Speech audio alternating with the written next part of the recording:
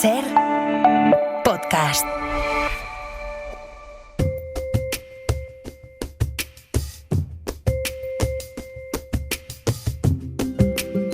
Hoy por Hoy Magazine.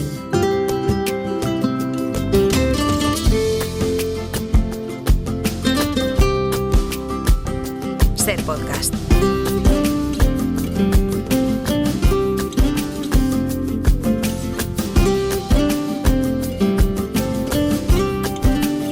Hoy toca Comando Norte y además toca, no para todos, pero para la mayoría de nosotros, Comando Norte largo, porque el tema que vamos a proponer a los oyentes es un tema en el que queremos detenernos, queremos hablar tranquilamente, así que el Comando Norte de hoy se va a alargar hasta las 11 de la mañana. No para todos, Nacho Carretero, buenos días. Buenos días. Como siempre tienes obligaciones, ¿no?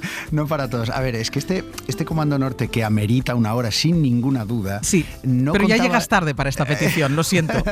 No contaba yo con la hora y entonces justo tengo un tren, estoy en Coruña ahora mismo, sí. y justo tengo un tren a las 11:15. Si me voy a las 11 no me va a dar tiempo a coger el tren. Entonces he pedido una dispendia, mira que bien traído. Muy bien, para el tema de hoy está muy bien.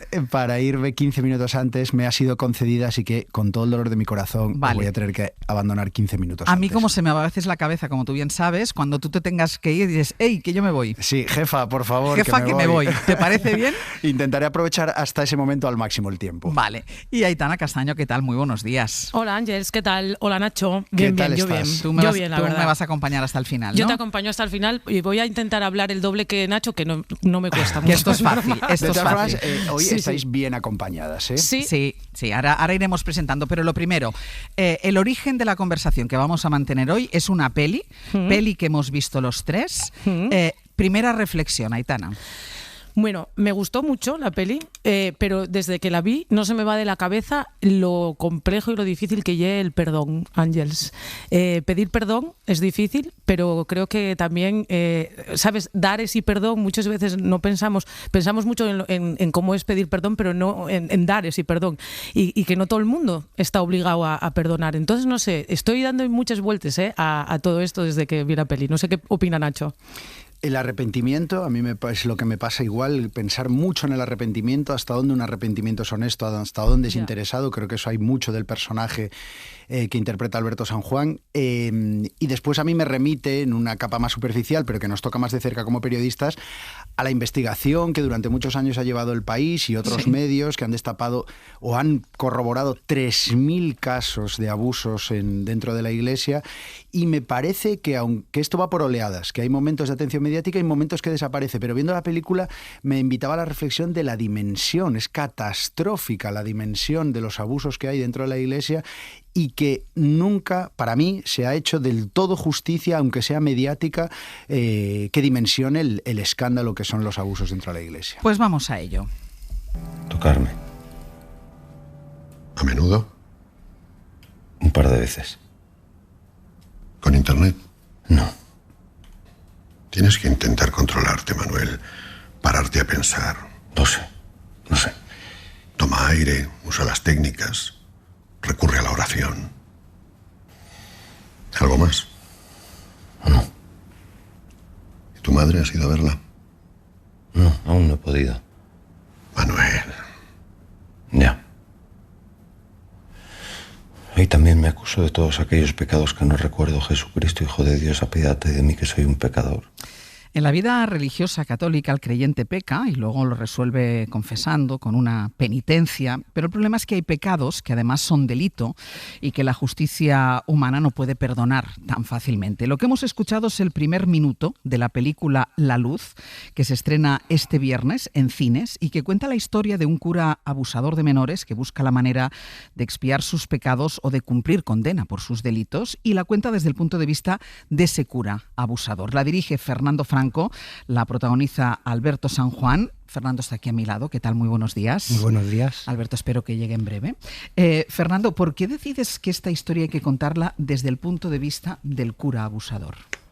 Bueno, buenos días. Lo primero, en realidad este proyecto es una propuesta de Merry Colomer, la productora de Morena Films, que estaba en aquel momento en el que estaba muy efervescente también la investigación del país, muy indignada con todo lo que leía, y me llamó, me dijo, oye Fer, creo que estaría bien hacer una película sobre este tema, creo que la persona indicada para hacerla eres tú y te doy libertad para escribir el guión. Entonces me puse como un poco a documentarme y ver todo lo que había hecho, y lo que me di cuenta es que la inmensa mayoría de las películas documentales, o sea, da igual que fuese ficción o no, estaban planteadas siempre desde el lado de las víctimas o de una investigación periodística, pero que no había prácticamente nada desde el lado del abusador. El Club de Larraín, que es una película que me gusta mucho, pero poco más.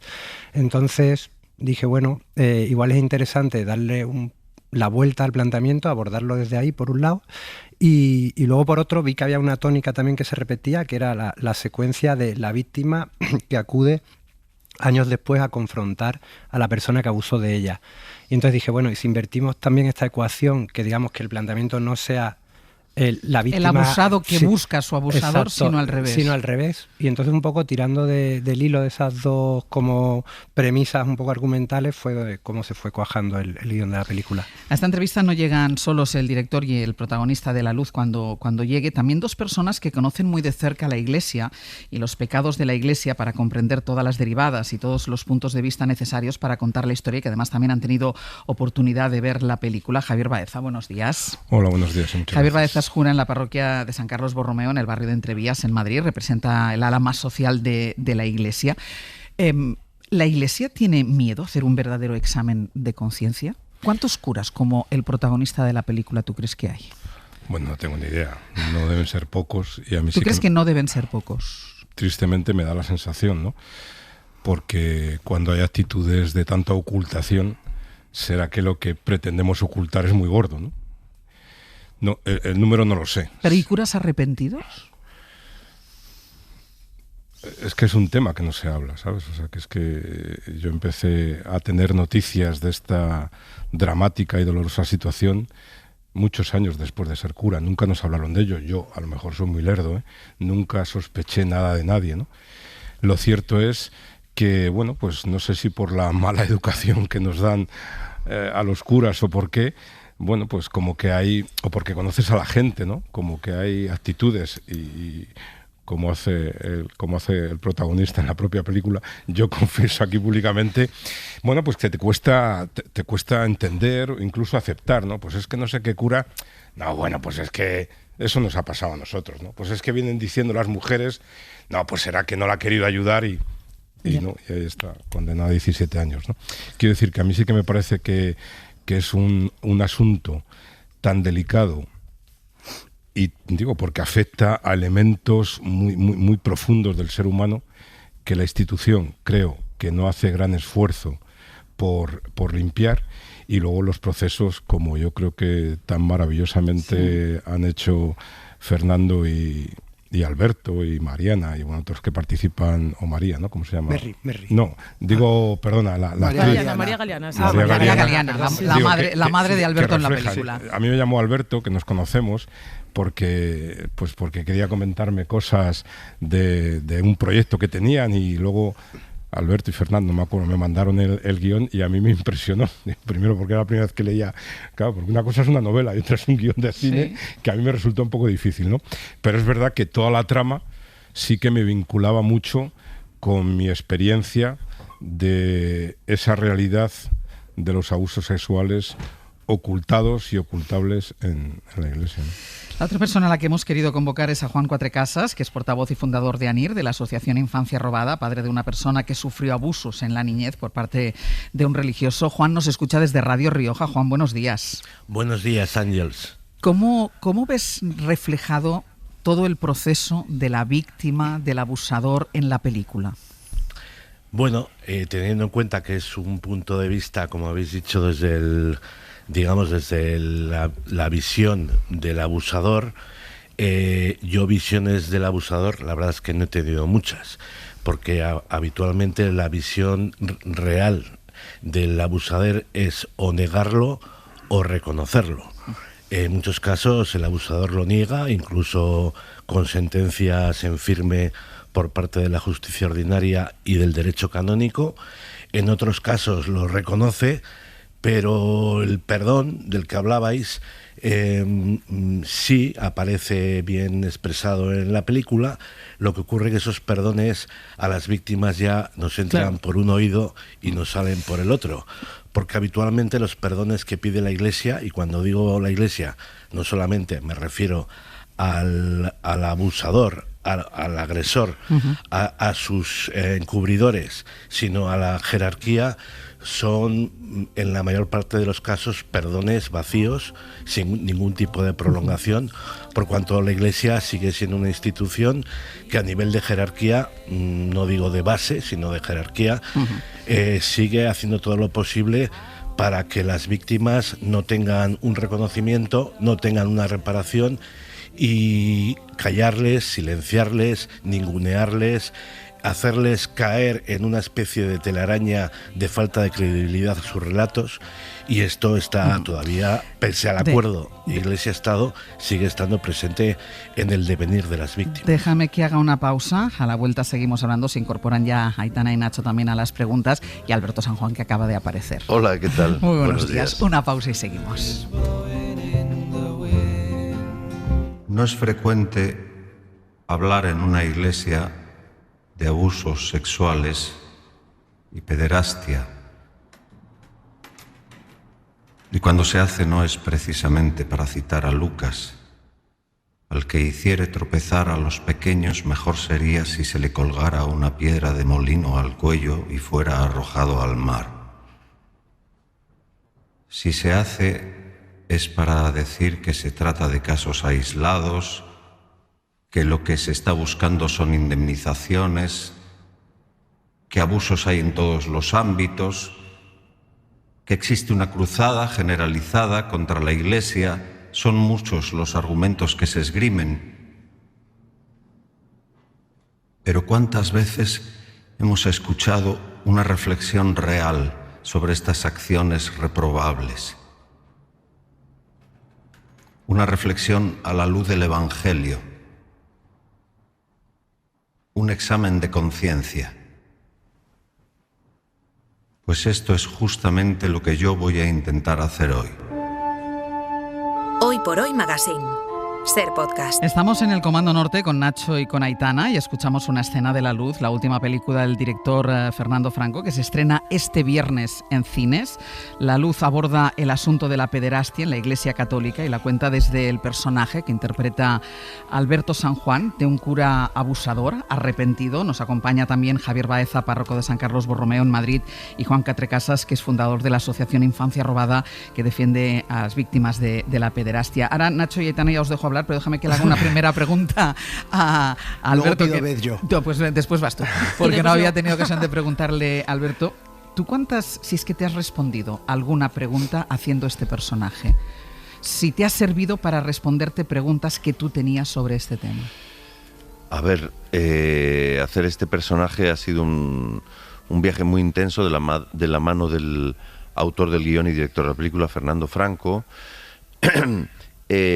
Y una de las primeras pautas que él me marcó en el largo proceso de ensayos previo al rodaje fue no caer en la tentación, siempre existe para un actor, de componer a un personaje singular al que se le pudiera atribuir algún tipo de trastorno mental o algo así. No, componer una persona absolutamente normal y común, que pudiera ser tu vecino, tu hermano o tú mismo, para cualquier espectador, en la idea tremenda pero real de que el ser humano potencialmente es capaz de lo mejor y de lo peor, y que para cometer un acto monstruoso no hace falta ningún monstruo, basta con un ser humano, y esto obliga a cada ser humano no sé, que tenga un sentido ético de las relaciones humanas, sí, a mantener un examen de conciencia permanente en nuestros actos. Cada vez que nos ponemos en relación con otra persona, tener muy claro si podemos estar incurriendo en algún tipo de abuso de poder. En el caso del personaje Manuel es extremo, es abusos sexuales sobre menores, como él mismo lo califica en la película, el personaje, son atrocidades irreparables, es destrozar vidas. Pero yo creo que todos vivimos en una sociedad que podríamos calificar como la sociedad del abuso, donde todo es un entramado de relaciones de poder, donde hay una parte que oprime y otra parte que es oprimida, y si no creemos en eso, deberíamos, creo, hacer un esfuerzo diario por no caer en ningún caso en este asunto. Nacho. Bueno, aprovecho para, ya que no había saludado a Fernando y a Alberto, darle la enhorabuena a Fernando porque me encanta como director y no esperaba menos que otra gran película. De verdad que es muy interesante el punto de vista, creo que es lo más rompedor de esta película. Yo decía al principio, el arrepentimiento. Claro, como espectador, como ciudadano, como humano, no estás dispuesto a perdonar a un pederasta, no estás dispuesto a perdonar a un abusador. Y eso no es incompatible con presenciar un arrepentimiento sincero. Yo me creo el arrepentimiento del personaje, creo que es sincero, está dispuesto también, sí. Y quiere hacer esa penitencia, ¿no?, desde su punto de vista. Y me parece muy interesante explorar eso, porque es muy delicado, porque es un conflicto moral como espectador y por tanto es lo que funciona. Más allá de esa reflexión, a mí la película me deja más preguntas que certezas, más preguntas que respuestas, y una de ellas tiene que ver con el speech que da el propio personaje, que da el personaje de Alberto y que acabamos de escuchar, en el cual dice una de las cosas que hemos escuchado muchísimas veces desde la Iglesia, que es eso de que hay abusos en todas partes, que se pone el foco en la Iglesia Católica, pero que abusos hay en todas partes. Y sin embargo, la realidad se empeña en demostrarnos que la Iglesia es algo extraordinario lo que ocurre para mal. Mi pregunta es tan sencilla como compleja y creo que va referida a Fernando como director, también a Javier Baeza, teniéndolo aquí, que es el por qué. ¿Por qué creen ellos que en la Iglesia, cuál es el factor, la condición que explica que en la Iglesia Católica haya tantos abusos? Se dice en la película por un momento el celibato, etcétera. La mayoría de curas no lo hacen, me niego a creer que el celibato sea un factor que lo explique. No sé si hay respuestas a esta pregunta tan compleja. Bueno, en la película se alude al celibato tampoco como la única respuesta, ¿no? De hecho, el personaje lo menciona como una de las posibles cosas, ¿no? Sí. Yo creo que hay un montón de factores y yo en toda la documentación que he tenido durante el proceso de escritura de guión me he encontrado con un montón de cosas. Yo creo que efectivamente creo que puede algo tener que ver con el celibato. También creo que una estructura como la propia Iglesia, y antes lo comentábamos, ¿no?, proteja de alguna manera a episodios que se producen dentro, ¿no?, de manera que no creo que tiene que ser una institución 100% modélica en ese sentido. O sea, no vale el argumento de esto ocurre en todos los ámbitos, precisamente la Iglesia es la que tiene que dar ejemplo para que eso no ocurra, pero asistimos continuamente lo vemos todo el rato en el periódico, ¿no? Se ha trasladado, o sea, se descubre que se trasladó a una persona que había abusado, o sea, se ha encubierto. Entonces, esto yo creo que es un doble daño, porque por un lado, la única persona que puede perdonar con derecho, yo creo que es la propia víctima, ¿no? Es la única que puede hacerlo.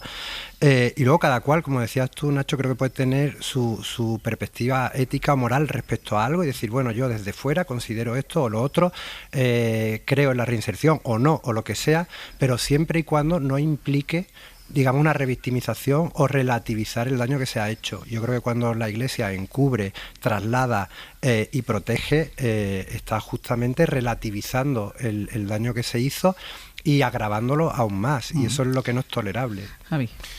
Yo creo que ocurre pues porque la Iglesia es una institución de poder, ¿no? Y es una institución de poder machista.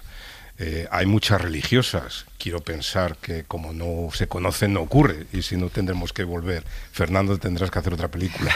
Claro, hay muchas mujeres célibes que en principio no tenemos datos de que ocurra ese abuso de poder sexual. Yo creo que se da en la Iglesia porque es un espacio de poder y de un poder ejercido, detentado por hombres, por personas machistas, ¿no? Entonces a mí quiero pensar que por eso es posible que esa realidad sea más abundante. Y también, vuelvo a insistir, ¿no?, porque, claro, a los curas nos maleducan desde aspectos de poder. Somos Christi Capitis, somos la cabeza de Cristo en la tierra, ¿no? Esa barbaridad que nos dicen, me imagino que hoy no habrá cambiado, me da la sensación de que no, sino a peor, claro, pues a mucha gente le puede, eso que se dice ahora, empoderar, en que igual que tú tienes la varita mágica para absolver no sé qué barbaridad, tienes la varita mágica para evadirte de este mundo y de ese mundo que a mí me parece que es tremendamente importante, y más señalado Fernando, a quienes pretendemos ser seguidores del Evangelio de Jesús, que es el mundo de los afectos, el mundo del amor, el mundo de la compañía, el mundo de la no soledad impuesta, ¿no? Mira, sobre esto, ahora te dejo, Aitana, un momentito, pero como habla el mundo de los sentimientos, por ejemplo, en el papel de Alberto, en el papel del cura, es incapaz incluso de relacionarse con su madre. Él decía antes, es que no nos enseñan a gestionar nuestros afectos, decía antes Javi Baeza, y ya no es solo en el tema de la pederastia, que es lo más grave y que es lo peor, y que además es el eje de la película, ¿no? Pero el demostrar que también es incapaz de emocionarse, de tener relación normal, humana, ni con la madre ni con la hermana, por ejemplo, ¿no? Bueno, yo creo que uno de los sentimientos principales de este personaje es la vergüenza. Es la vergüenza, porque mi elección como actor, porque aunque casi todo lo decide Fernando, yo me he dejado un poquito. Bueno, estás genial, te lo digo, estás muy bien. Muchas gracias. Nosotros te hemos dado no el Goya, te hemos dado el Oscar. Además, en esta sección tenemos muchos Goyas, puede que te toque. Sí. Bueno, muchísimas gracias. La aportación que has hecho tú como actor, decías. Yo traté de construir, entre comillas, un hombre bueno. Ya. Porque creo que un hombre bueno puede cometer actos atroces, sobre todo cuando la sociedad en la que vive y el ámbito concreto en el que vive, digamos, a ver, esta sociedad funciona cometiendo atrocidades. La desigualdad social es una atrocidad. Las guerras son una atrocidad. El gastar en armas es una atrocidad. Entonces, una sociedad vil envilece a las personas que la habitan. Inevitablemente hay que hacer un esfuerzo personal para salirse de la vileza enorme. Y además, cuando tú vives en una jerarquía, digamos, concreta, la de la Iglesia, donde te dice que puedes abusar y que luego con trasladarte y hacer penitencia, rezar, lo que sea, pues ya está, se olvidó el asunto. Bueno, pues, en fin, pero sí, a lo que me decías, yo creo que es un tipo, mi idea como actor, es un tipo que ha necesitado como hibernar sus sentimientos, su capacidad afectiva para poder continuar adelante, para no pegarse un tiro, para no saltar por una ventana, porque creo que tiene una profunda vergüenza. De todas maneras, mis elecciones como actor, luego una vez que la película se ha terminado y se estrena, se independiza de sus autores y depende de la mirada de los espectadores. Claro. Entonces hay quien dice que se cree el arrepentimiento del personaje en las proyecciones que ya hemos hecho y hay quien dice que no. O sea que las películas se valoran. Sí, y eso es interesante, sin duda. Aitana. Claro, y una de las mejores cosas de la película, que el espectador y el que decide, más o menos, yo creo que las películas de Fernando siempre son así, que decides, ¿no? Tú en qué espacio te pones. Pero yo, ya que tenemos a Baeza, que me gusta mucho que esté aquí, te voy a ir a ver a San Carlos Borromeo, que lo sepas, la próxima vez que vaya a Madrid. A mí me parece que hablábamos al principio de la complejidad del perdón, pero cuidado con la complejidad también de la Iglesia y dentro de esa complejidad la jerarquía. Entonces, a mí la sensación que me da en esta peli es que al final el arzobispo lo que tiene es postureo. O sea, lo único que preocupa es la reputación de la institución, no y preocupen las víctimas ni siquiera su propio pastor. Entonces, no sé si Baeza, si Javi nos siente eso también cuando él ve estos casos y ve cómo actúa la jerarquía eclesiástica. Bueno, mi sensación es que frente al miedo, pues echamos un paso para atrás, lo que decía antes, ¿no? Quiero decir, se hacen anécdotas que son importantes, pero no dejan de ser simbólicas, ¿no? A mí me parece que es que el tema del perdón es el temazo. Es el tema que más te hace pensar, lo decíamos para mí, ¿no? Porque yo anoche, cuando acabé de ver la película, veía un hombre buscando perdón de manera afortunada o desafortunada, y un perdón, un valor que no acaba de encontrar quien lo pueda ofrecer, ¿no? Por un lado. Y por otro lado también, en mi experiencia personal y también allí en Entrevías, es que hablamos muchas veces de la dificultad de perdonar. Pero esa, mal que bien, es como el amor, lo controlas tú, el quién, al cuándo. Pero la capacidad de aceptar el perdón, yo me atrevería a decir que es bastante más difícil aceptar el perdón que ofrecer el perdón. Mira, no, es que eso se lo quiero preguntar a Juan. ¿De qué sirve la petición de perdón? ¿De qué le puede servir a una víctima abusada por un cura? Bueno, pues más bien de poco, porque aquí estamos hablando de una película que está bien hecha, que forma parte de una estructura real de la vida común, pero, por ejemplo, yo no estoy de acuerdo en lo que ha dicho Alberto, salvo porque él es actor y ha construido un personaje. Pero igual que decimos que un maltratador machista nunca puede ser un buen padre, yo también digo aquí, y sin intentar repartir carnés de moral ni de bondad, que un cura agresor sexual nunca puede ser un buen sacerdote. Entonces, ¿de qué sirve el perdón? Pues el perdón, depende cómo se pida, puede servir hasta un punto o puede no servir de nada. La Iglesia, ya lo he dicho antes, lleva pidiendo perdón y no haciendo nada durante décadas.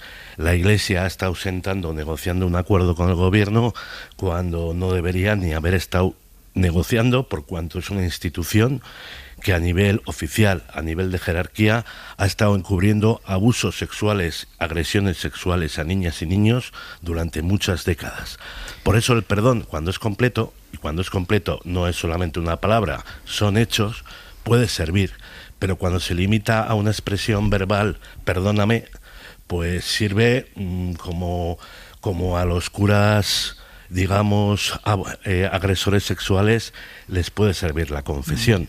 Pero no más allá. Hay una cosa que a mí no sé si Fernando quería decir algo. Sí, disculpa. Sí, no, solo que Juan, cuando has comentado lo de el perdón depende cómo se pida, era una cosa que teníamos como muy presente en la película, y de hecho en la moral católica está esta distinción entre el arrepentimiento con atrición o contrición, ¿no? Y la atrición es, digamos, desde el miedo, desde estás pidiendo perdón de manera instrumental porque quieres buscar algo a cambio, que yo creo que es la principal queja que podríamos dirigir a la institución en sí, en el sentido de que hacen cosas, pero muchas veces las hacen para lavar la cara, las hacen de manera instrumental, y sin embargo hay otra manera de pedir perdón que es desde, digamos, desde el amor o la sinceridad, que es el acto de contrición. Entonces era una cosa que teníamos presente cuando escribíamos el guión y cuando trabajaba con Alberto, y de hecho la película de alguna manera se estructura o se vertebra en dos partes que se intentan hacer cargo de esto de manera que el propio espectador defina un poco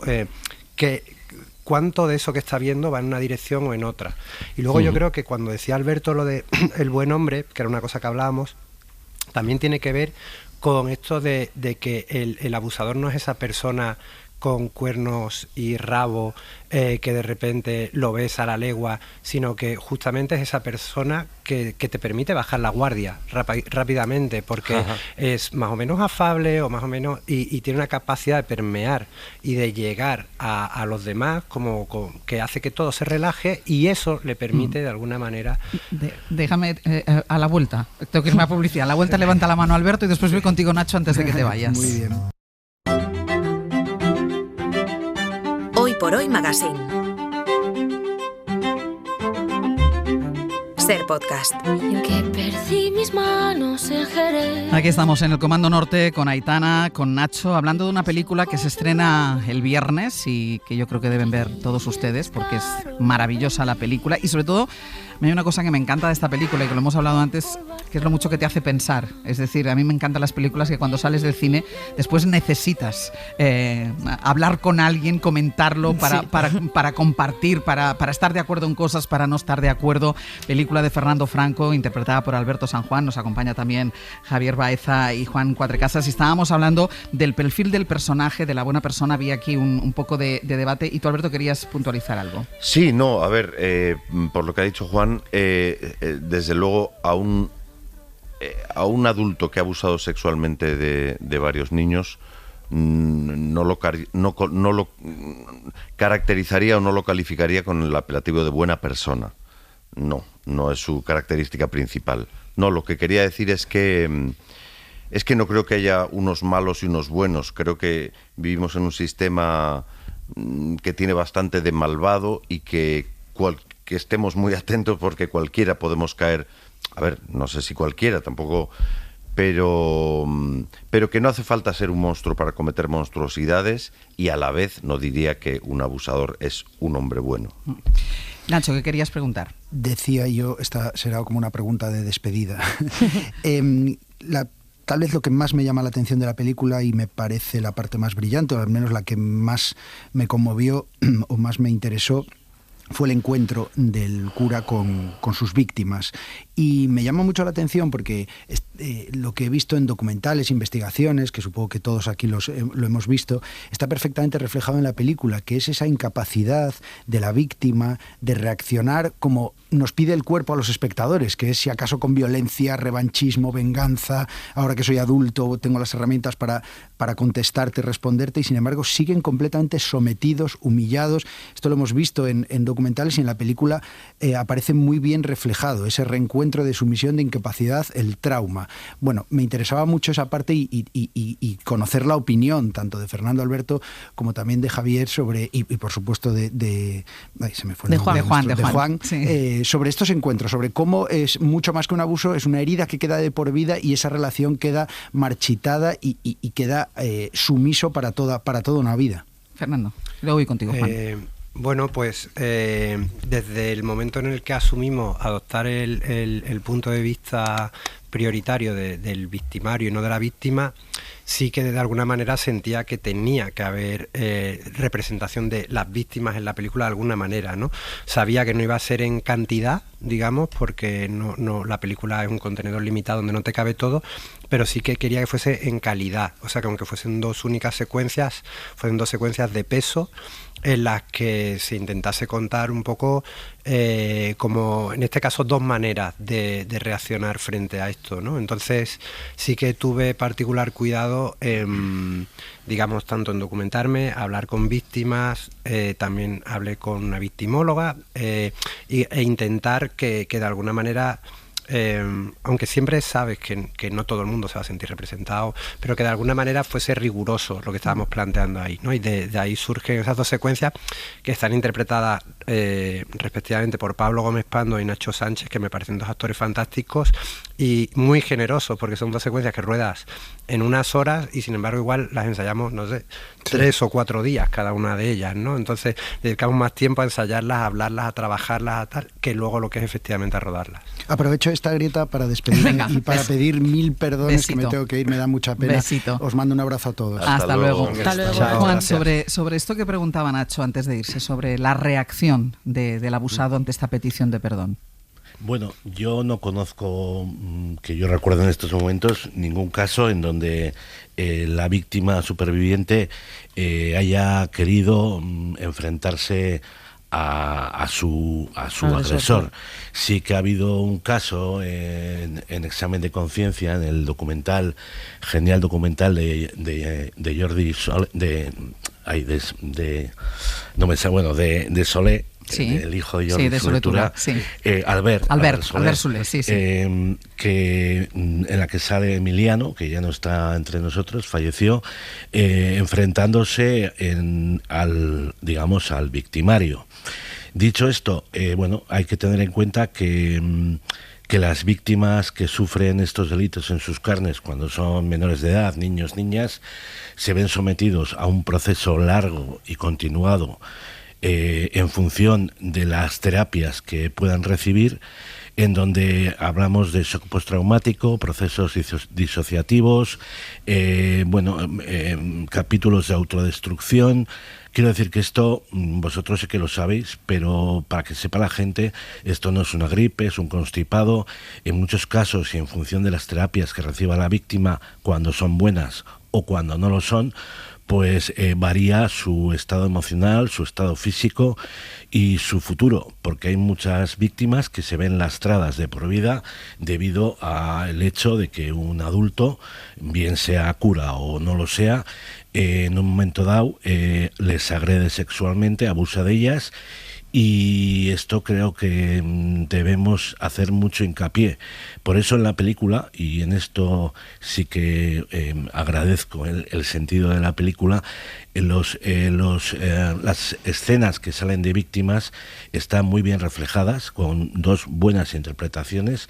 Creo que más o menos los actores que interpretan esos papeles sí que se corresponde así en la distancia con el estado que puedan tener las víctimas reales.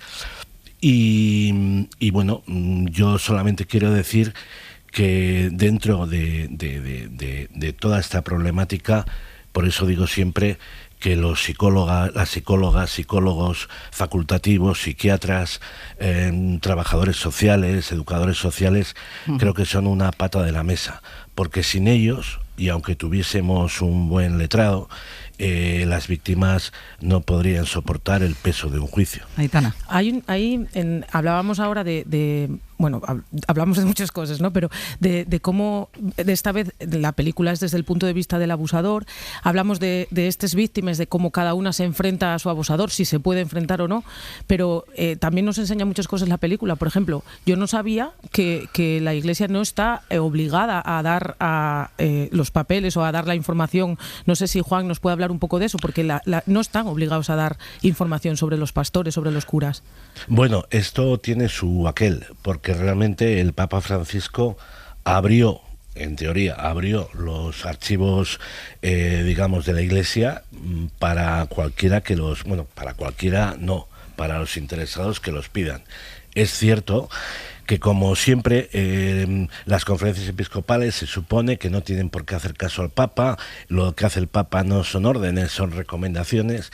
Y bueno, a día de hoy estamos viendo como incluso, ya no hablo de obispados, hablo de víctimas que se están quejando, y nosotros hemos recogido varios casos que ya hemos remitido al Defensor del Pueblo, en donde la propia orden, carmelitas, adoratrices, en este caso, están volviendo locas a las víctimas, incluso negándoles un justificante, un papel en donde figure que esa mujer, ese hombre, estudiaron en ese centro, lo cual me parece más de lo mismo, negar la realidad, meternos en una tela de araña con tal de no reconocer la realidad, negar unos hechos que son ciertos y desde luego ningunear, minimizar y una vez más revictimizar a la víctima, lo cual es sangrante.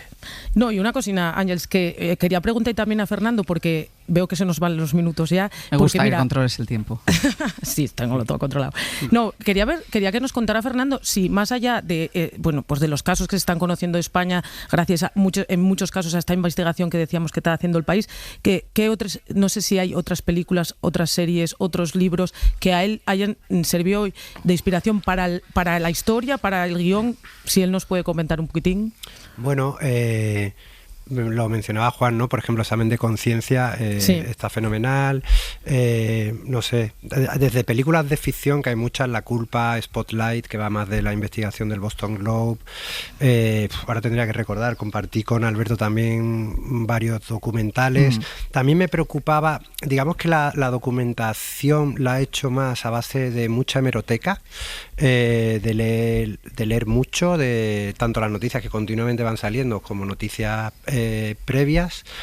Y luego, por ejemplo, ya eso se escapa quizás del ámbito de los abusos, pero por ejemplo para construcción de personaje y tal, casi que me fijaba más en Diario de un cura rural de Bresson o en First Reform de Paul Schrader, que son figuras de un sacerdote y tal, más que en el sacerdote abusador en sí, ¿no? Pero bueno, mucha lectura y sí, mucha película. Hay un documental que, a ver, hay una parte que no me gusta demasiado, con perdón para los autores, que es Cómo cazar un monstruo, que ya es desde el título y un poco exhibicionista, sensacionalista, pero tienes la ocasión de ver largas escenas reales donde un abusador, en este caso no es cura, pero es un abusador de menores,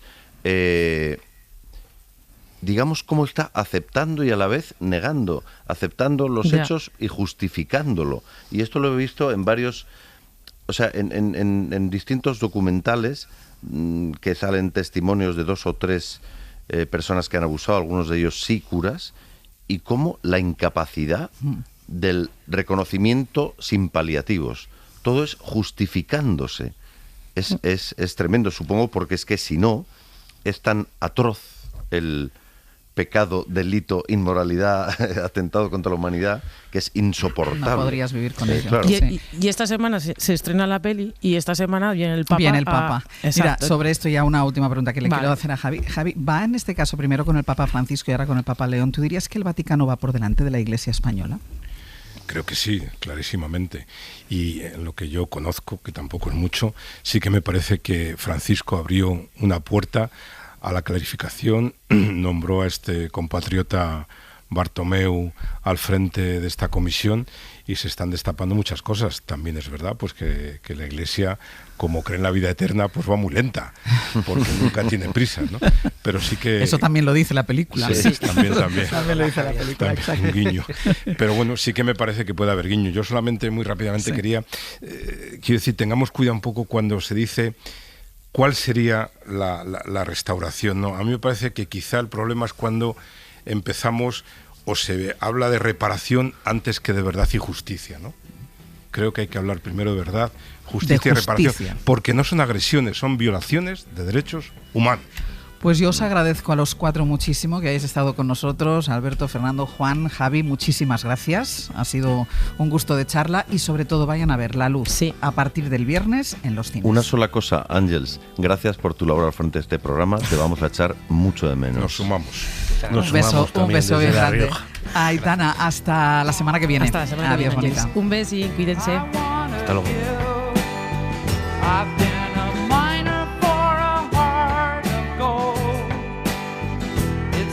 Expressions I never give that keep me searching for a heart of gold, and I'm getting old. Keep me searching for a heart of gold, and I'm getting old. You deserve it, baby, you deserve it all.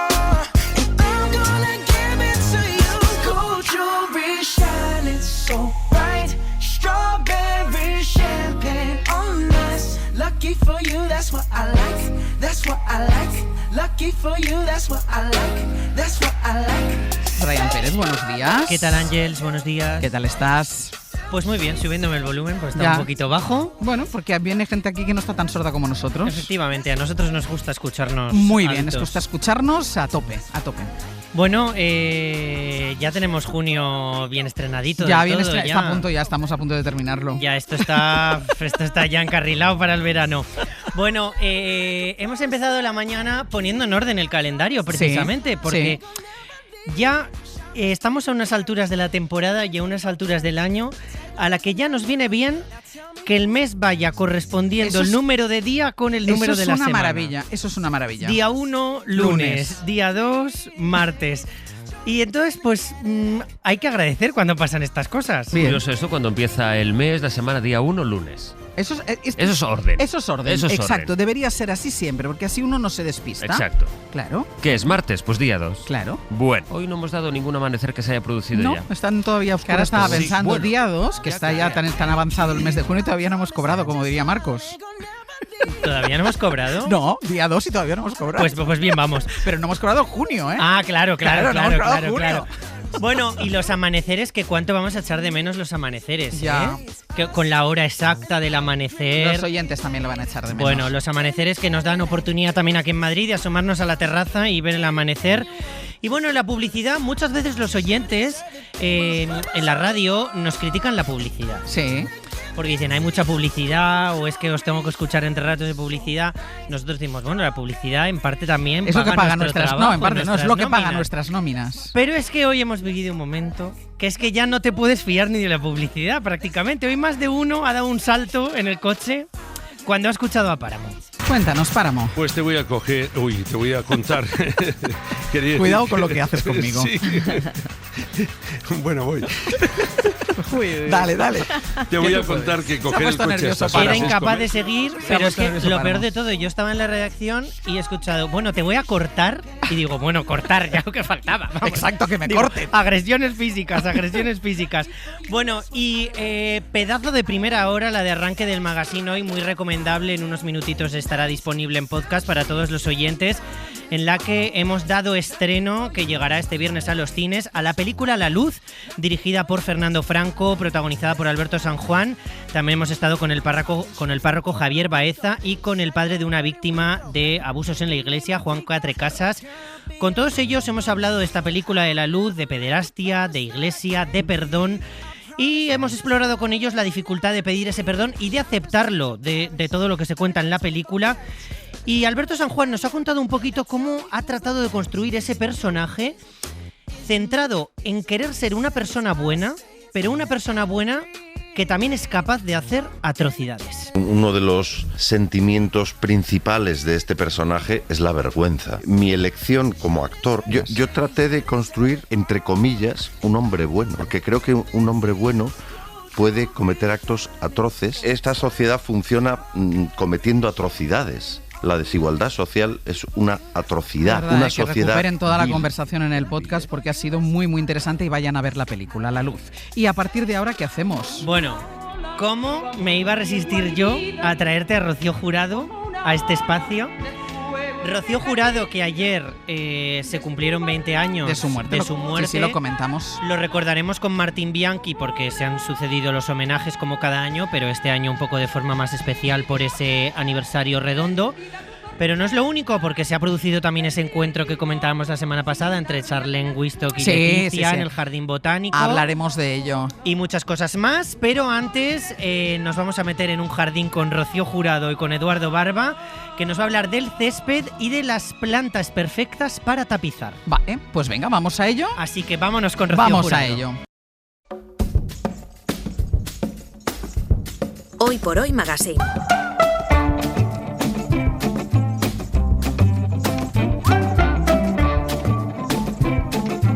Ser podcast.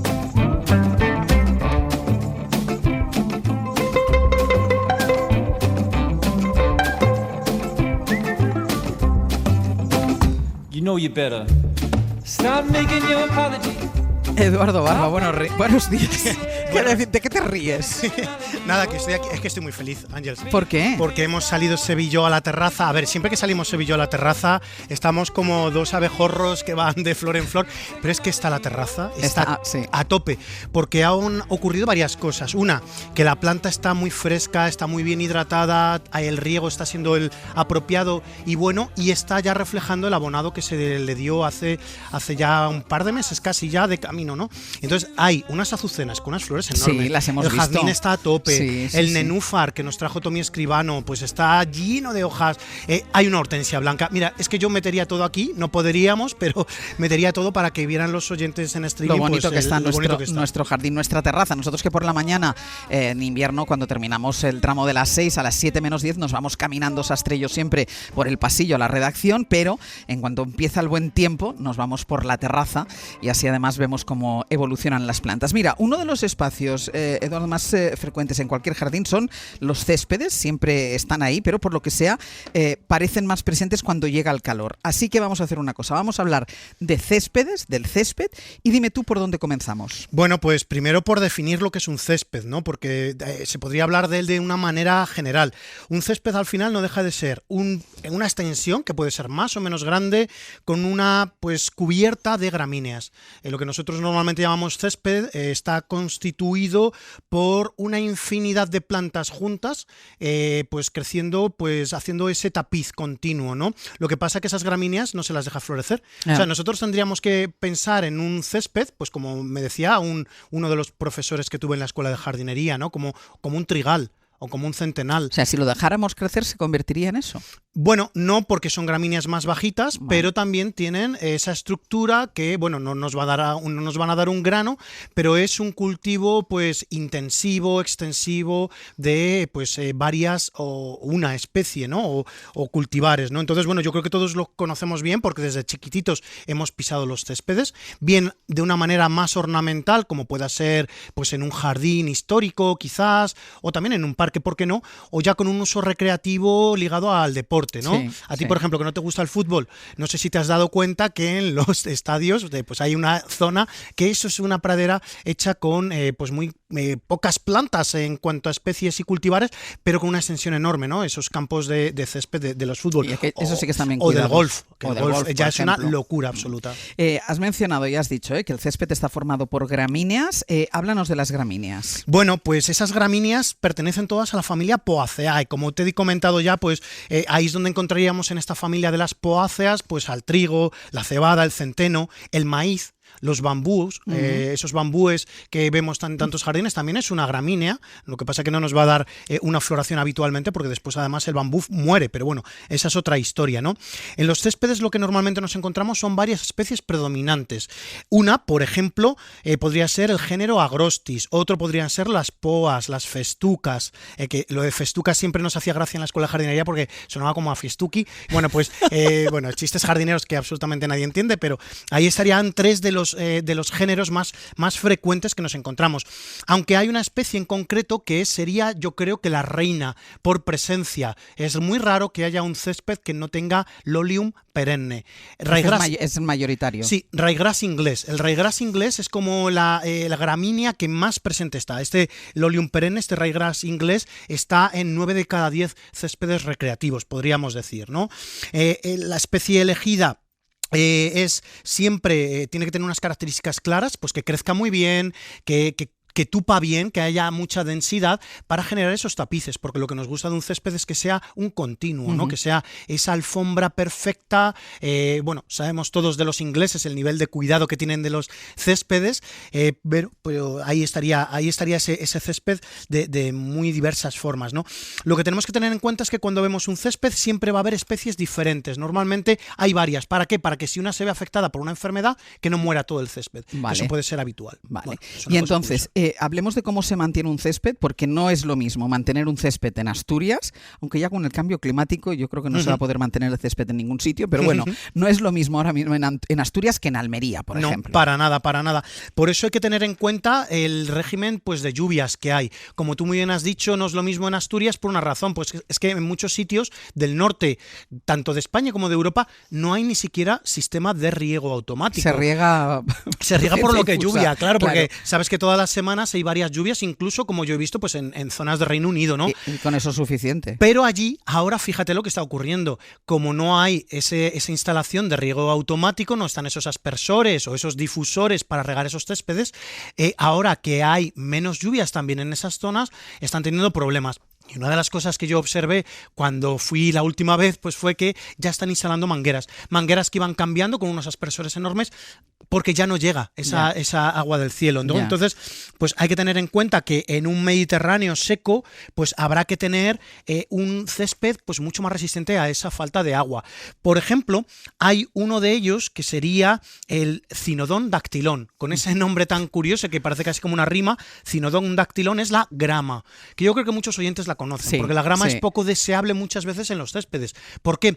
Porque tiene un tacto más áspero, porque cuando llega el invierno, en los inviernos más fríos se suele amarronar. Entonces es un césped, entre comillas, de menor calidad estética, aunque a día de hoy hay muchas gramas más finas, más estéticas, más resistentes también al frío y son una muy buena opción para sitios como una Almería que has mencionado. ¿Por qué o qué aporta el césped a un jardín? Bueno, una innegable es la estética, ¿no? Ya creo que nadie habría que decirle que una pradera de césped es bonita. Es verdad, es muy bonita, es muy bella, esa alfombra verde, pues también sobre la que pueden crecer otras plantas. No tiene que ser una extensión verde, solo ese monocultivo del césped, ¿no? Que, bueno, pues también es muy bonito, pero a veces se acompaña de arbustivas, por ejemplo, ¿no? Hay que pensar, por ejemplo, en esos jardines de estilo paisajista, ¿no? Que son esos jardines que imitan a la naturaleza con grandes praderas sobre las que se asientan grandes árboles, ¿no? Muy típico pues de otras zonas de Europa. También en España tenemos jardines paisajistas bellísimos, muy naturales, podríamos decir, y el césped al final actúa como una especie de unificador, ¿no? Porque tú tienes una pradera y sobre la pradera se asientan otras plantas, unifica zonas diferentes, crece al pie de los caminos. Entonces, bueno, pues eso sería innegable, esa cualidad estética. Pero también bajar la temperatura. Tú cuando estás en un césped que está recién regado, por la mañana vas paseando al atardecer. Da un gusto. Exacto, porque el césped evapora mucha cantidad de agua, evapotranspira realmente, porque tanto hay una evaporación tanto por la propia planta como por el propio terreno. Entonces la temperatura baja drásticamente en sitios que hay pues esas praderas, esos céspedes, ¿no? Y también mencionaría una cosa innegable que es muy interesante en los hospitales, por ejemplo, y en los centros pues sanitarios, donde los pues enfermos pueden acceder a esos céspedes, aunque sea visualmente, ese verde también pues relaja, ¿no? O ya caminar increíble. Yo he estado en sitios hospitalarios donde había acceso también a praderas y veías pues cómo los enfermos, ese momento de pisar la pradera, de andar por esos céspedes, pues también es un momento... Eso te reconforta. Muy reconfortante. De todas formas, antes hablábamos de la diferencia de tener césped en Almería o en Asturias. En cualquier caso, yo creo que no se puede o no deberíamos, ¿no?, abusar del césped. Bueno, claro, porque ya no tiene sentido, ¿no? Esto era muy habitual que, bueno, cuando se hacía un plan urbanístico, se jardinaba, se creaban parques municipales, de repente ya lo que se hacía por ya casi defecto era varias hectáreas a veces incluso de terreno se cubrían con praderas. ¿Por qué? Porque es muy sencillo establecer una pradera, es muy sencillo porque haces una gran extensión, haces una siembra o ya lo instalas por tepes, que son esas alfombritas de césped que habréis visto muchas veces, que es más caro, y claro, ya tienes medio parqueo, medio jardín hecho, ¿no? Pero ya no tiene sentido. Ahora lo que hay que ver es que ya las lluvias ya no van a mantener de una manera tan natural, tan frecuentemente esos céspedes. Entonces lo que hay que hacer es pues reducir las extensiones, porque un césped demanda una enorme cantidad de agua. Todos los días hay que regar el césped en los momentos de calor, desde un abril hasta un septiembre o más, un octubre, todos los días, si no una vez, incluso hay veces que hasta 2 veces hay que regar esas praderas, y entonces eso es pues ya un contrasentido, ¿no? Entonces hay que reducirlo, Ángeles, a zonas concretas. Pues mira, vamos a hacer una cosa. Vamos a escuchar a un oyente que ha llamado al teléfono de la consulta, y a la vuelta, después de hablar con ella, hablamos de otras opciones. Si tenemos que decir un poco menos de césped, ¿qué otras opciones tendríamos para tapizar un jardín? Genial. La oyente se llama Elisa, nos llama desde Pozuelo. Elisa, ¿qué tal? Muy buenos días. Hola, buenos días. ¿Qué tal, Elisa? Cuéntanos, ¿qué le quieres consultar a Edu? Pues, a ver, es un problema que tengo y que no sé cómo resolver. A ver. Me regalaron un ginkgo biloba hace un par de años. Me jubilé y mis compañeros me regalaron un ginkgo biloba. Yo tengo, bueno, no tengo un jardín, tengo un trozo de campo y tengo una valla con hiedra, hiedra que crece y crece y crece. Entonces, cometí el error de plantar el ginkgo biloba, me lo regalaron en un macetón, pero el año pasado lo trasplanté a la tierra y lo puse muy cerca de la valla, en una esquina, se pierde prácticamente, yo no lo veo, y dentro de poco, cuando el ginkgo crezca más, pues se lo va a comer la hiedra, se van a comer la hiedra al ginkgo y el ginkgo a la hiedra. Lo que quiero saber es si lo trasplanto de nuevo, si lo saco de donde está, para ponerlo en un sitio que esté más libre, que se vea más el árbol y que pueda respirar. A ver. Pues Elisa, ¿a qué distancia está de la valla? Pues está a 30 centímetros. Ah, está muy cerquita. A un palmo arriba, palmo abajo. Vale, era para saber... Muy pegado, pegado a la hiedra. Perfecto, era para saber cuán cerca estaba de esa valla. Mira, no hay ningún problema en que lo trasplantes, pero ¿cuándo lo vas a hacer? En el momento de parada vegetativa de la planta. Las plantas tienen 2 momentos de parada vegetativa. En este caso el ginkgo va a tener una veraniega por altas temperaturas y otra por frío en pleno invierno. La que vamos a elegir es cuando tire la hoja por completo, entre el mes, lo ideal, entre diciembre y enero, esos 2 meses son muy buenos momentos, diciembre y enero, porque la planta está totalmente emparada. Eso es como, yo siempre lo comparo con mis alumnos, cuando un niño se queda dormido en el sofá, ¿no? Y de repente lo llevas a la cama y no se despierta. Exacto, lo lleva a la madre, el padre, lo lleva a la camita y el niño se despierta al día siguiente en la cama y ni se entera cómo llegó allí, ¿no? Porque ese es el momento ideal, cuando la planta está en parada vegetativa. Lo que tienes que hacer es, con una pala jardinera, una laya, como se dice en el norte también, una pala jardinera es ir haciendo un buen cepellón alrededor, lo haces más ancho, lo haces si quieres, pues si no te atreves tú, se lo dices a alguien de tu entorno que tenga más experiencia, no sé si la tienes tú. Sí, tengo una persona que pues perfecto, pues vas a hacer ese cepelloncito, vas a sacarlo, pero tú ya estos meses tienes que ir dialogando con el futuro sitio del ginkgo, porque es un árbol. Claro, tú tienes que ir pensando en los próximos meses dónde quieres que ese ginkgo viva. ¿Por qué? Porque es un árbol. No es lo mismo plantar una petunia, no es lo mismo plantar una planta herbácea que la puedes sacar, la puedes cambiar en cualquier momento prácticamente del año, que un árbol que su escala temporal nos va a sobrepasar a todos si todo va bien, ¿no? Porque un ginkgo puede vivir muchísimos años, entonces le tienes que preparar bien su futuro.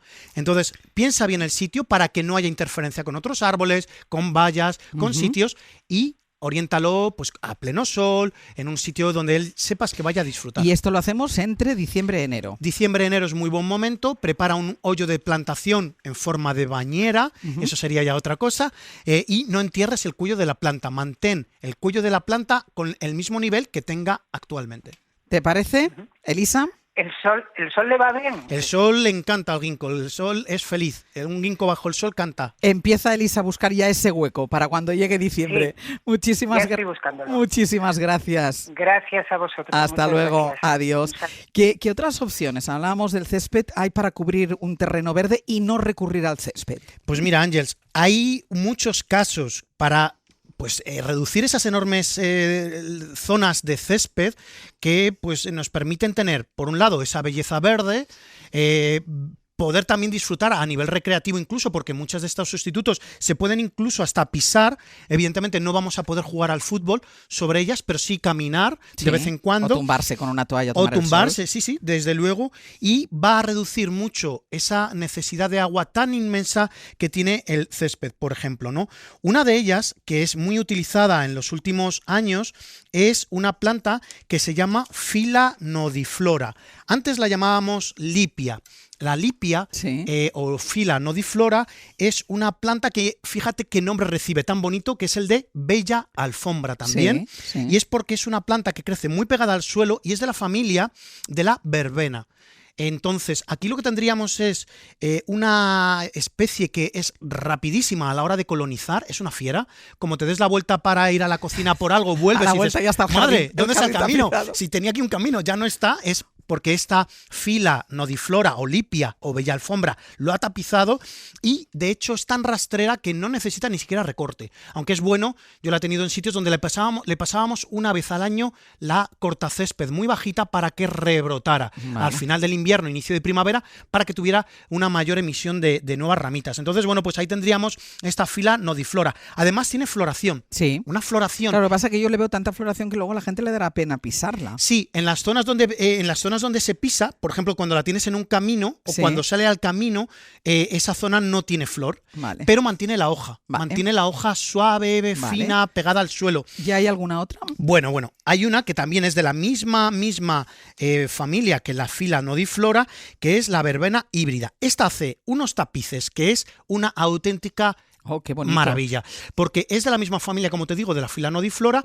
La floración aquí ya es más grande. Esta ya no es una planta tan fácil de pisar porque hace una colcha un poquito más gruesa y la floración es de un color lila violáceo brutal durante muchísimos meses al año, prácticamente durante toda la primavera y parte del verano. Y luego otras que a mí me gustan mucho son los tomillos rastreros. Hay uno que de hecho aquí lo tuvimos durante un tiempo, que es el esto ya sí que no lo he podido hacer, estoy intentando escribir la planta en el móvil para que la veas, pero son los tomillos rastreros. Son tomillos rastreros como el Thymus praecox o el Thymus serpyllum. Bueno, pues estos son unos tomillos que tienen unas floraciones increíbles de color fucsia, de color rosado, que son fascinantes. Y además necesitan un poquito menos de agua que las verbenas o que la lipia, por ejemplo. Florecen, ya lo estás viendo en una foto, ese tomillo rastrero. Es una alfombra de flores. Bueno, es una alfombra de flores y luego cuando no tiene flores pues hace un tapiz de un verde profundo muy bonito. Es muy bonito. Y es pues muy adecuado para bordes de caminos, por ejemplo. Y a mí unas que me gustan mucho son los Juniperus horizontalis, porque estos Juniperus horizontalis son unas coníferas que hacen un tapiz tan denso y tan pegado al suelo que es una auténtica alfombra. Ah, qué bonito también. Y lo tenemos en colores verdes oscuros, plateados, dorados. ¿Y hay bonito. alguna planta tapizante que necesite todavía menos cantidad de agua que algunas de estas que nos has dicho? Maravilla, los Delosperma. Delosperma, todo junto como suena. Lo que tenemos son unas plantas tapizantes que son suculentas, que pueden estar sin una gran cantidad de agua durante mucho tiempo y que hacen unas floraciones increíbles. Qué bonita. De hecho, se han conseguido ya cultivares o variedades de Delosperma que están en flor. Pues yo tengo Delosperma en mi casa desde un abril hasta un noviembre, prácticamente. O sea, prácticamente primavera, verano y parte del octubre. Brutal. O sea, es una cosa increíble e incluso resisten heladas. Entonces, es perfecto estos Delosperma. Pues hay alternativas si no queremos césped que necesite tanta agua. La semana que viene más. Pues muy bien, Ángeles, hasta la semana que viene. Venga, pues hasta la semana que viene. Un beso.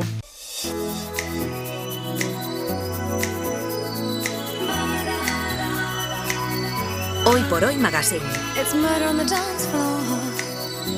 But you better not kill the groove, DJ. Gonna burn this goddamn house right down. Ser podcast. Oh, I know.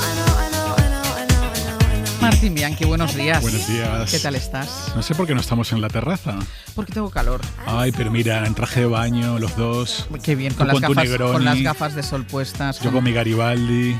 Yo no sé qué es un Garibaldi. Zumo de naranja y Campari. Ah, pues también podría estar con un Garibaldi, ¿eh? ¿Eso se llama Garibaldi? Garibaldi. ¿Zumo de naranja natural? Sí, bueno, mejor natural. Y todo natural. Y Campari. Y ahí los dos. Ay, qué bien estaríamos. Rajando. Bueno, si no hace mucho calor la semana que viene, Brian, escúchame. Si no hace mucho calor la semana que viene, igual podemos hacer una terraza, ¿vale? Bueno, vamos al lío, ¿no? Por favor. Vamos al lío porque aquí hemos especulado mucho sobre si Charlene de Mónaco y la reina Leticia se iban a ver o no se iban a ver. Sabíamos que Alberto de Mónaco y el rey sí iban a encontrarse, pero no sabíamos si ellas, y atención, se han encontrado. Se encontraron ayer en el Jardín Botánico de Madrid. Es un buen marco. Sí, pero a las 17:15 de la tarde con 37 grados. ¡Qué calor! Mucho calor. La gota gorda estaba sudando. Claro. No entiendo por qué no hubo una exhibición de natación de Charlene en el Manzanares. La he visto menos es verdad que Charlene siempre ha tenido la espalda muy ancha de haber practicado natación. Claro, que había nadadora olímpica, no practicar natación. Practicar natación no. Y en las fotos estas la he visto ya como un poco menos nadadora. Es que el estrés te consume. Sí, Vivir en el Palacio de Mónaco con eso Alberto, eso agota. Bastante que está viva, pobre Charlene. Pues estuvieron allí paseando y viendo una exposición que celebra los 150 años de relaciones diplomáticas entre Mónaco y España. La verdad que Leticia y Charlene estaban divinas. Las dos muy bien. Divinas. Yo en mi fantasía, Leticia luego le invitó a la piscina en su casa, en Zarzuela. Y ellas sí que estuvieron con un Negroni y con un Garibaldi. Ellas sí. Ahora si nos están escuchando se están riendo de nosotros. Están diciendo, este cubata. Sí, reíros, pero las que estábamos con un Campari y un Garibaldi éramos maravillosas. Nosotros. A mí Leticia cada vez me gusta más. No sé si viste la intervención de ella contra el tabaquismo. Sí, la vi. Yo creo que era un mensaje contra la reina Sofía que fuma como una chimenea. Más que nada porque luego huelen las cortinas de palacio. Tú sabes que a la reina Sofía le gusta fumar más que, vamos. Sí, pues nada, eso. Me imagino a Leticia, en realidad todo ese vídeo era para su suegra. Era para su suegra. Pero sí es verdad que la fotografía están los dos todos muy bien y todo muy bonito. Sí. Oye, ese tema quería yo hablarlo contigo. Ay, Bad Bunny. Estoy harto, ¿eh? La casita de Bad Bunny. La casita de Bad Bunny a la que, bueno, yo no sé cuántos conciertos. Quedan 7 conciertos. 7 conciertos. Si van a publicar una pieza de la casita, cada concierto, todos los medios, yo porque yo voy el sábado y tengo miedo ya de se ha vuelto más, o sea, es más viral lo que pasa en la casita que el concierto en sí. Las críticas van en torno a lo que pasa en la casita que el concierto en sí.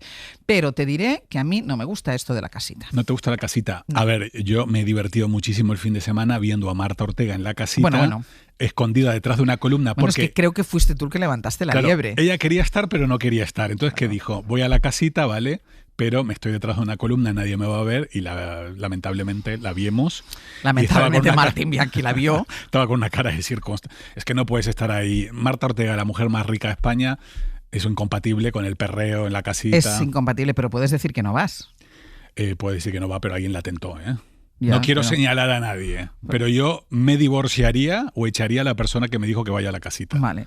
Vale. Ahí lo dejo. Una pista que No me has sé si dado. entiendes. No, pero es verdad, tú puedes decir que no vas porque te sentirás incómoda, porque Bueno, por lo que igual sea. es verdad que el debate de la casita, mira que Bad Bunny lleva mucho tiempo ya con la gira, se ha instaurado aquí en España. Sí. Este debate de si tenemos que estar viendo a gente privilegiada bailando y el resto del público que ha pagado muchísimo dinero viéndolos. Bueno, no lo sé tampoco. Bueno, a la gente del Creo que público, también, hay gente del público que le encanta verlo. también le elevamos todo a un nivel Sí, de no, debate a mí filosófico lo que he leído, lo he leído en El País además, Sí. es que no solo van famosos, hay reclutadores. hay Que reclutadores. eligen a chicas guapas. Claro. Claro, pero que nos escandaliza. Esto ocurre. Bueno, pues yo estoy en contra. No me y escandaliza, yo, pero estoy en contra. Pero esto ocurre en cualquier discoteca. Estoy en contra en que no haya chicas gordas, que no haya gente de una. Y chicos gordos. Y gente mayor. A la gente mayor le puede gustar Bad Bunny también, ¿no? Total. Debe Pues, haber de todo. ahí. Claro, habrá personas de 60 años a las que les guste Bad Bunny. Bueno, quizá de aquí a los 7 conciertos que faltan empezamos a ver de todo. Vale. Ojalá, ¿no? Un poquito más de diversidad, algún maricón que se llame Martín Bianchi. No, pero maricones sí yo he visto. ¿Ah, sí? Sí.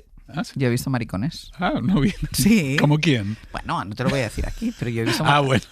No. Estaba Marc. Estaba Marc, Ah, claro. bueno, pero puedes decirlo. Estaba hombre, Marc, sí, Marc, ya lo sé, no lo voy a sacar yo del maricón de armario. España, A Marc yo no lo claro. voy a sacar Es del verdad, armario. Pero también estaba un poco Marta Ortega, Marc Giró.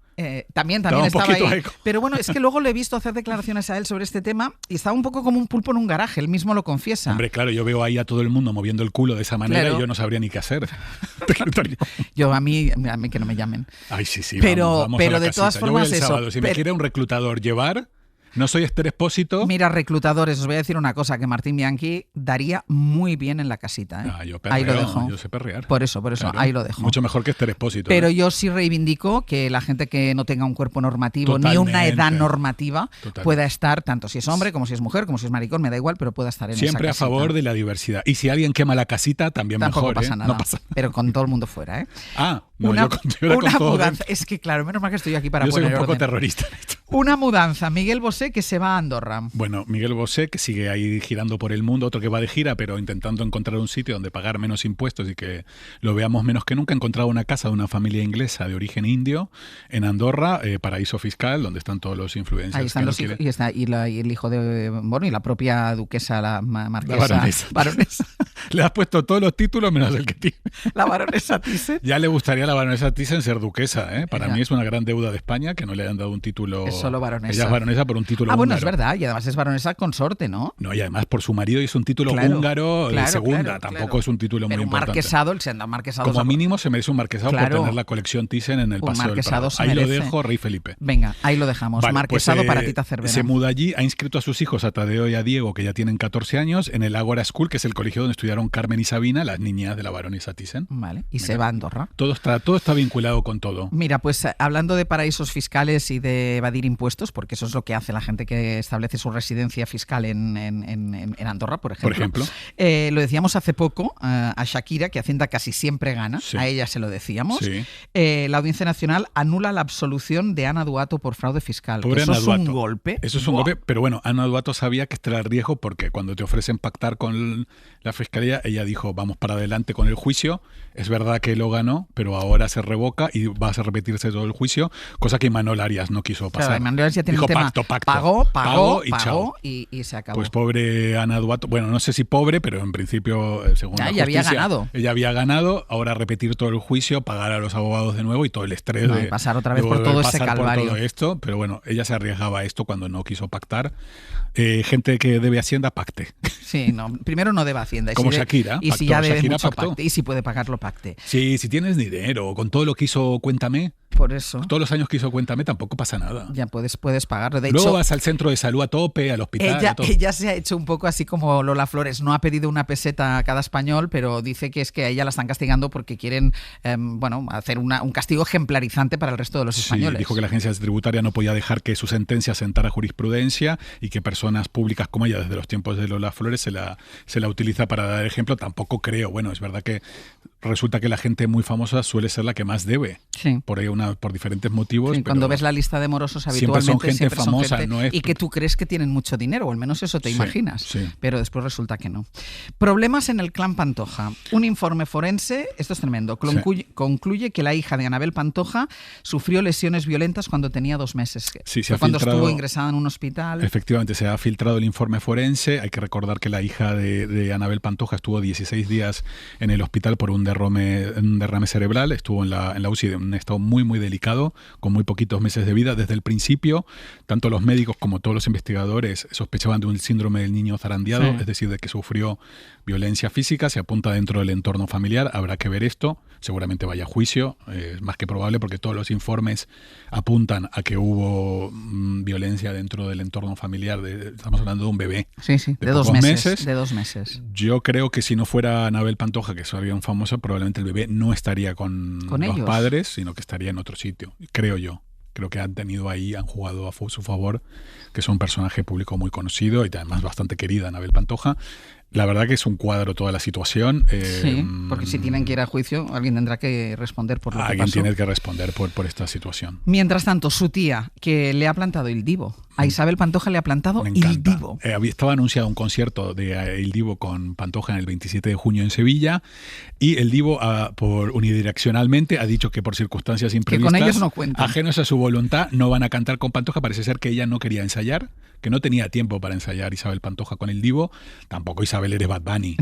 Que tampoco tendrá, una tarde. No, digo yo, ¿y qué más tiene que hacer si no ensayar? Bueno, ha estado en su gira por América y todo. Bueno, ya da igual, pero ese es su trabajo. Pero creo que lo profesional es claro ensayar. Pues El Divo dijo, ahí te quedas, Isabel Pantoja. Ella está bastante furiosa. Agustín, el hermano, también creo que está bastante enfadado. A ver con quién canta ahora. Y había entradas vendidas y todo eso. Siempre hay entradas vendidas con Pantoja y pobre los fans. La verdad que quien es fan de Pantoja es incondicional, porque las cantidades de veces que te deja en la estacada Isabel. Dices, a ver quién canta con ella ahora. Que va a hacer un casting o una subasta. Alguien tendrá que buscar, alguien parecido al Divo. Bueno, o cancelar el concierto o darlo ella sola. O devolver el dinero. ¿Tú lo va a hacer sola. Brian, aquí mi fuente me dice que lo va a hacer sola. Muy bien, Brian. Vale. Aquí el que sabe todo. El que sabe todo es Brian. Que le den Nosotros venimos, nos sentamos y no sabemos nada. Y no sabemos nada, pero Brian lo sabe todo, lo va a hacer sola.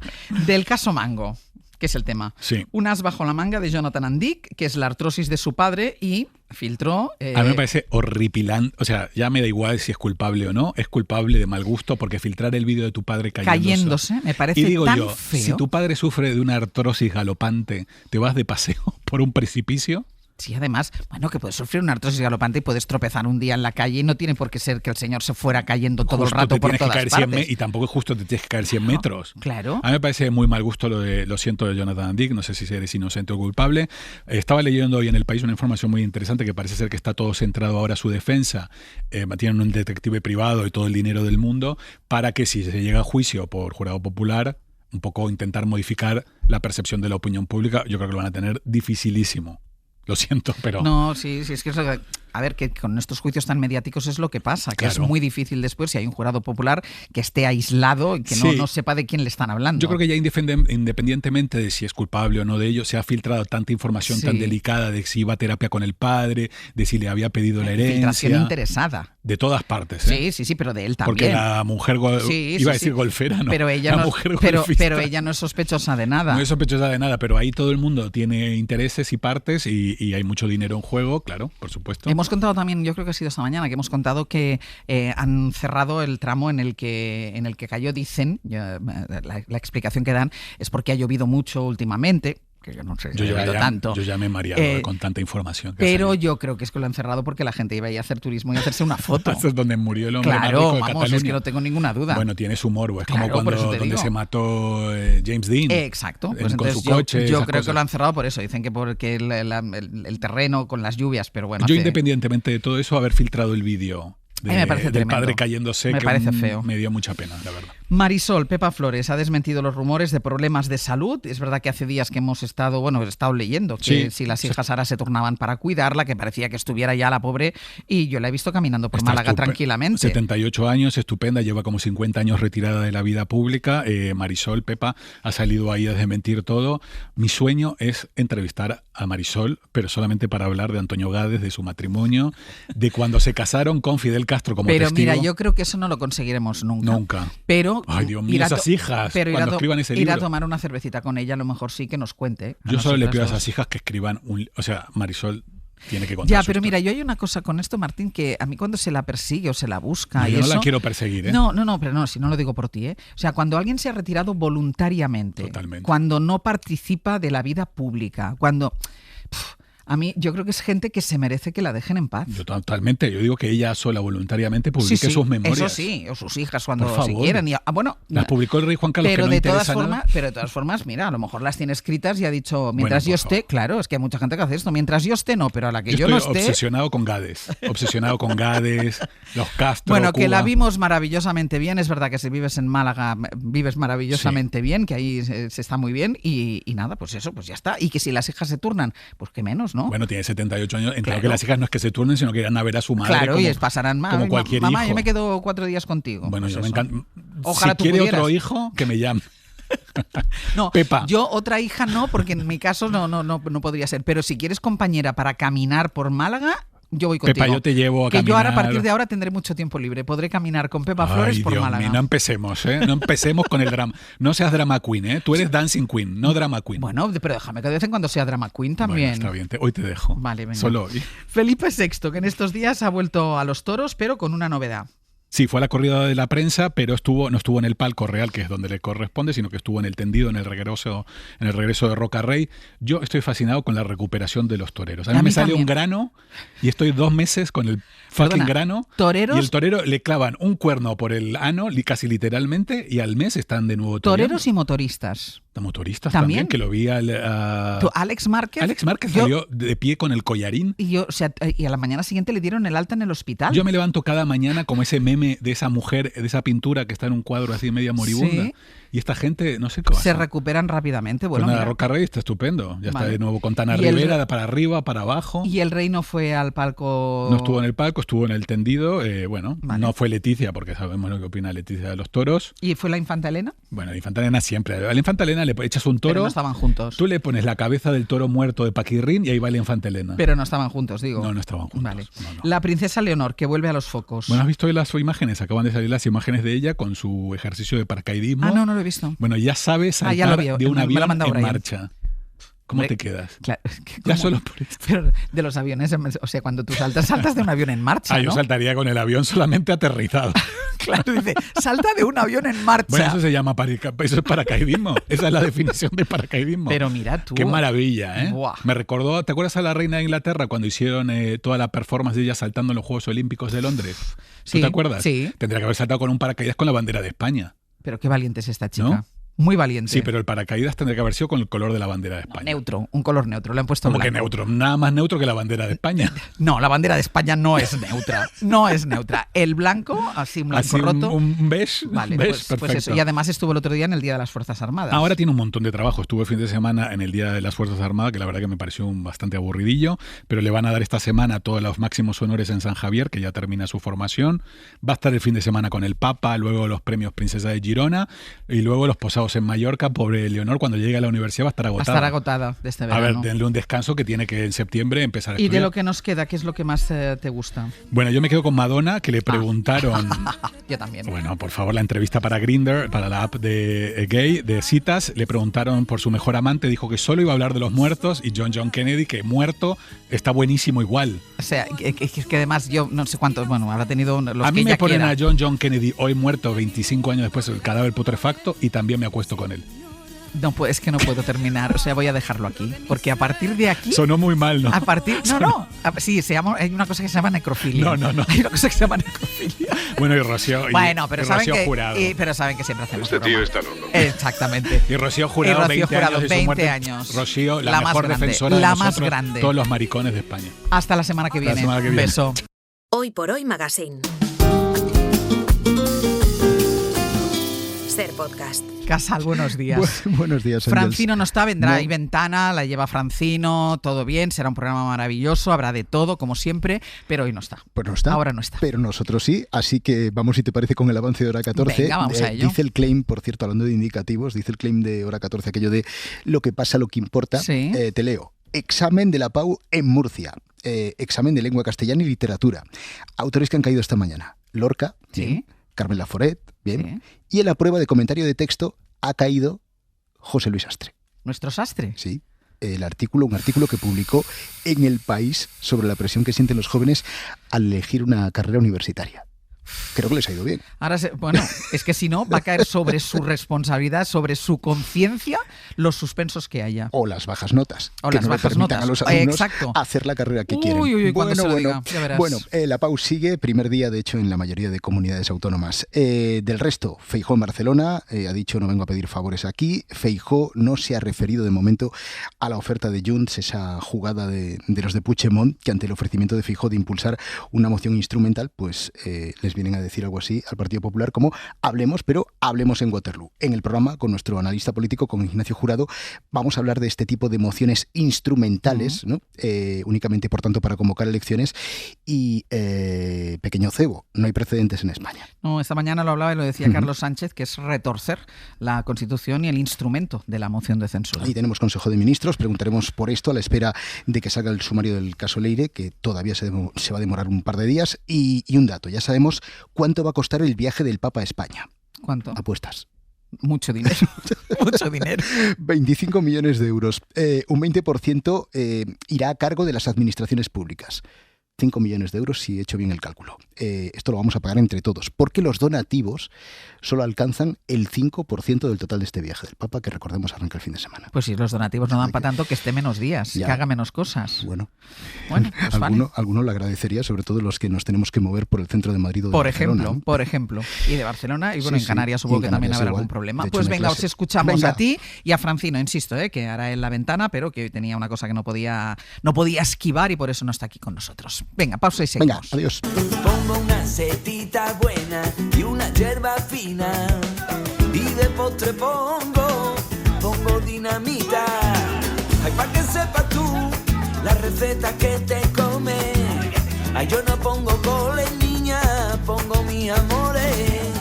Ay, pa' que sepas tú la receta que te come. Ay, yo no pongo goles, niña, pongo mi amores. ¿Qué receta traes hoy? La mejor receta del mundo de la ensalada de pasta, y lo digo así. Así, He estado toda la mañana peleándome con la gran mayoría de los que están aquí sentados porque decían que mi ensalada de pasta era una aberración. Y lo es. No lo es. Ahora os voy a contar porque es que ya no se me está revolviendo el estómago. Pues ya verás. A ver, ¿qué le pones a la ensalada de pasta? Cuando yo la estaba cenando dije, esto es para contarlo, porque esto está de restaurante. Yo le pongo pasta de lenteja. Tenéis tiempo porque, madre mía. Tranquila. Pasta de lenteja, rúcula, pimiento de piquillo, zanahoria encurtida, huevo cocido, queso fresco, bonito, que no atún, palitos de cangrejo, porque sí, yo como palitos de cangrejo y no me escondo y no me da vergüenza decirlo, y un pelo de mayonesa. Y eso estaba... ¿No sabéis comer una ensalada de pasta? Me imagino que será plato único, claro. ¿Eso explota? Básicamente es miraste el frigorífico y lo que tenías se lo echaste. Pero a mí me gusta echarle todo esto porque si no, como que no tiene ninguna gracia. No, pero que pero que tenga sentido también lo que comes. Tiene mucho sentido. Pero pues a mí me parece que tiene sentido. A mí me parece todo. un sinsentido. Quito el palito de cangrejo y para adelante. Pero ¿qué es lo que no tiene sentido de esta ensalada de pasta? Le falta un jugador del Real Madrid que no va al Mundial y ya estaría todo... Pero tú, ¿qué le pones a una ensalada de pasta listo? Mira, lo he hecho aquí. A ver, mira. Lazos de colores. Pasta, muy bonito, me gusta el arranque. Es clave también la pasta, es clave. No soporto la plumilla. ¿Qué coño es eso? Va a ser muy ridículo. Lazos de colores. Ventresca. Ya que tú eres de pluma. Ventresca, aceite, bueno, aceite de oliva, sí. Aceituna rellena negra. Sí. Pero negra, ¿Rellena? Sí. Y, madre mía. Y queso fresco y a correr.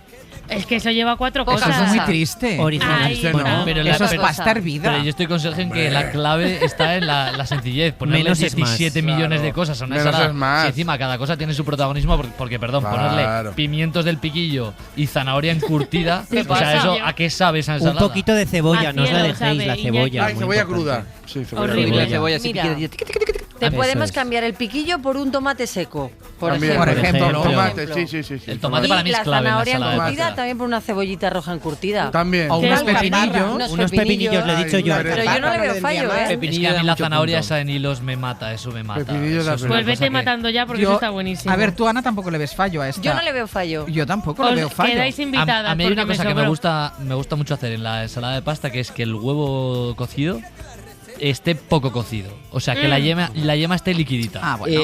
Hay una Esto me cosita gusta que le da mucho. muy bien, es un cocimiento breve, un hervor breve del brócoli que quede crujiente. ¿Brócoli en la ensalada de pasta? Vale, pero le añade a todo el tumulto de Tere, le añades unos trocitos. Tumulto no lo llames tampoco, ¿vale?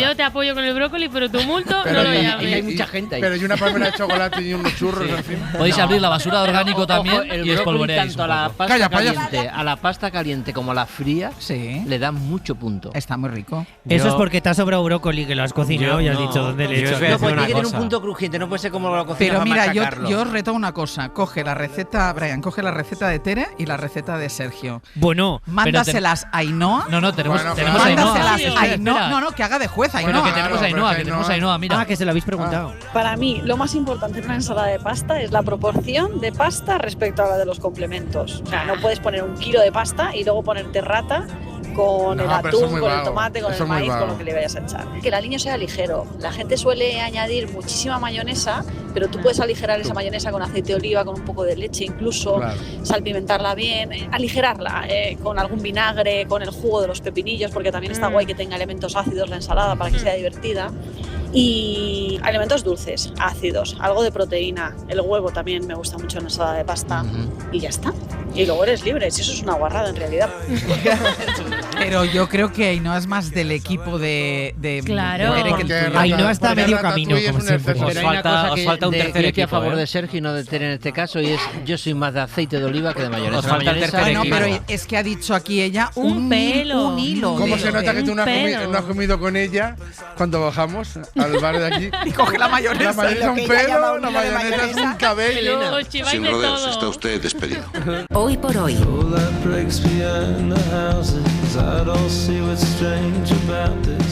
Pues vamos con el último compás, Ana. Pues el último compás es para el perdón, tema y dilema central de la película La Luz, que llega este viernes a los cines.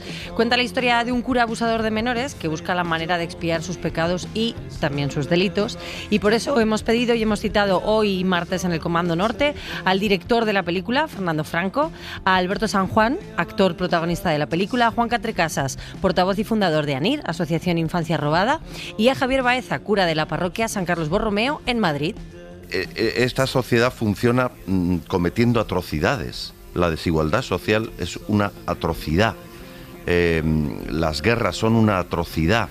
El gastar en armas es una atrocidad. Entonces, una sociedad vil envilece a las personas que la habitan. Inevitablemente hay que hacer un esfuerzo personal para salirse de la vileza enorme. Tengamos cuidado un poco cuando se dice, a mí me parece que quizá el problema es cuando empezamos o se habla de reparación antes que de verdad y justicia, ¿no? Creo que hay que hablar primero de verdad, justicia y reparación, porque no son agresiones, son violaciones de derechos humanos. Pues mañana más, a partir de las 6, les esperamos. Pongan el despertador.